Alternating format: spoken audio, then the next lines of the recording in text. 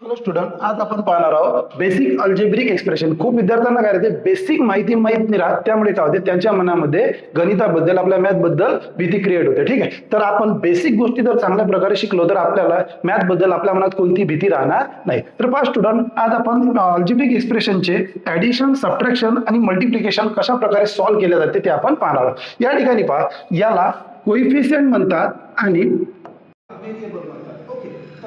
या ठिकाणी किती आहे 2 आणि या ठिकाणी किती आहे 3. तर आपल्याकडे कोइफिशियंटची सर्वात पहिले ऍडिशन केले आहे, तर 2 आणि 3 ची ऍडिशन किती झाली 5. आणि लक्षात ठेवा, ऍडिशन असो किंवा सबट्रॅक्शन असो, तुमचा व्हेरिएबल ऍज इट इज राहील, म्हणजे ए जसाच्या तसा. ओके, आता या ठिकाणी सबट्रॅक्शन दिला आहे. मी आधी सांगितलं तुमचा जो व्हेरिएबल असेल तो जसाच्या तसाच राहील. मग आता इथं सबट्रॅक्शन 7 मधून तुमचे 4 गेले तर किती राहिले 3, म्हणजे आन्सर किती आलं आपलं 3b. लक्षात ठेवा, ऍडिशन असो की सबट्रॅक्शन असो, कोएफिशियंटच तुमचं कॅल्क्युलेशन होईल आणि तुमचे व्हेरिएबल ऍज इट इज राहील.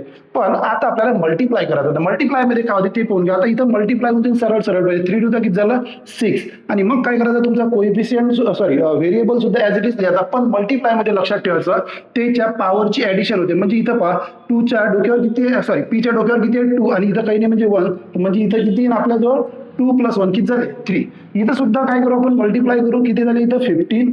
पुन्हा तुमचा जो व्हेरिएबल आहे तो जसाच्या तसा. आता चेक करा, इथं किती आहे 2 आणि इथं किती आहे 3 आहे. मल्टिप्लाय म्हणून त्याची काय ऍडिशन म्हणजे किती आलं 15 m⁵ या पद्धतीनं आपण काय करू शकतो, अल्जेब्रिक एक्सप्रेशन सॉल्व्ह करू शकतो. आणि अशाच प्रकारच्या कन्सेप्ट जर तुम्हाला क्लिअर करायचे असाल तर माझ्या चॅनलला तुम्ही फॉलो करू शकता. थँक्यू.